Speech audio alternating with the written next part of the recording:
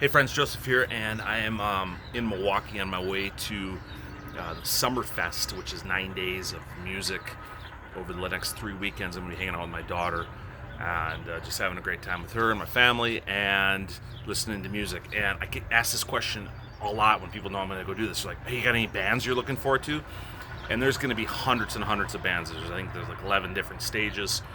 And there's a few that I'm looking forward to seeing. But the main thing is I just want to wander around and enjoy the music and be surprised by what I might hear or see during this festival. Because I have went in the past where I've really wanted to see a certain band and it just didn't go off the way I wanted it to, or the way I would expect it to, because I put really high expectations on what I thought I would experience. And it's that way when we travel. I tell people all the time, like, don't stop getting on Instagram and the internet and looking at photos of that resort or pictures of that city before you go, at least a couple months beforehand. Because when you go, for instance, like to Paris and see the Eiffel Tower, you're like, oh, I've already seen it. You've already put it in your brain what you think you might see, and you're not in that aha moment or wow moment that you could have experienced it when you didn't already quote unquote know what you're going to go see. And then you find the other things that you never really realized were going to be awesome, or the things that you really, really liked the most. For instance, again, the Mona Lisa at the Louvre in Paris, I think was a huge letdown, because it's like, oh, that's all it is? That's what everybody's waiting in line for?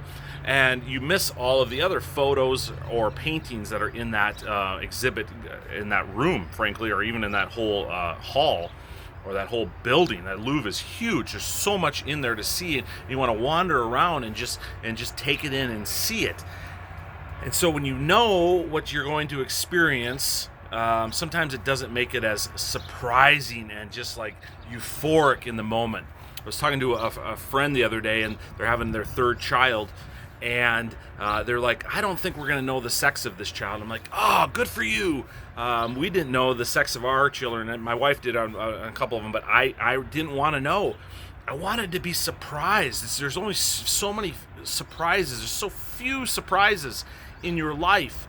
And so why would you want to know something beforehand?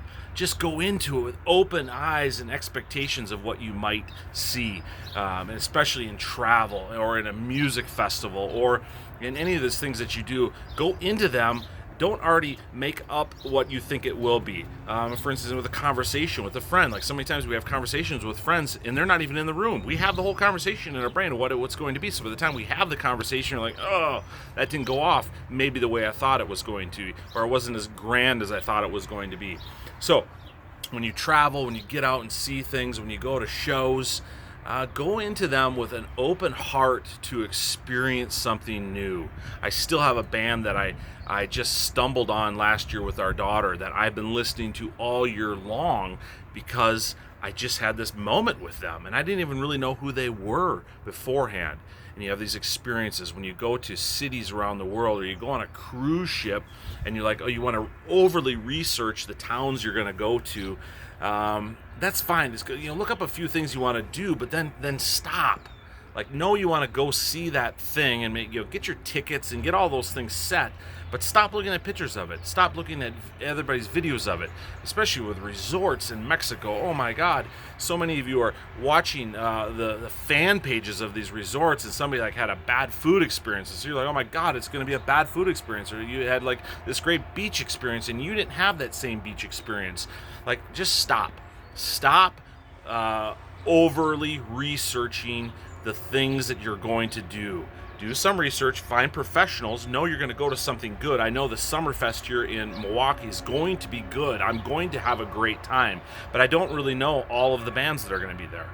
I'm going to experience them as we walk around here in a few hours, and just enjoy them and take them in and take the moments in with people I might interact with along the way, with my family that's with me. I want to encourage you to do that for your trips also. Research a little bit, get it booked, use a professional like we are at Small Town Wander Travel to book your trip your tours, your experiences, but then stop looking. Get off the internet for a while beforehand, so that you can have these aha moments of surprise and delight as you are experiencing them. So get out there and travel, see the world, experience things, but don't over research. Stop the research, friends. Stop it. It's not good. We have way too much information at our fingertips right now, and you just have to trust your advisors, trust your suppliers, trust the concert producers that they're going to put on a good show, and you're going to go then and experience it new and fresh. So you're not watching that show and go, oh, I saw them do the same thing on YouTube the other night. It's not that cool anymore. You want to have those aha, surprise and delight moments. So do that, friends. Reach out if you need any help to smalltownwanderer.com. Click on the inquiry, and we would love to get you on a trip to go out and explore near and far all around our world. All right, have an awesome day.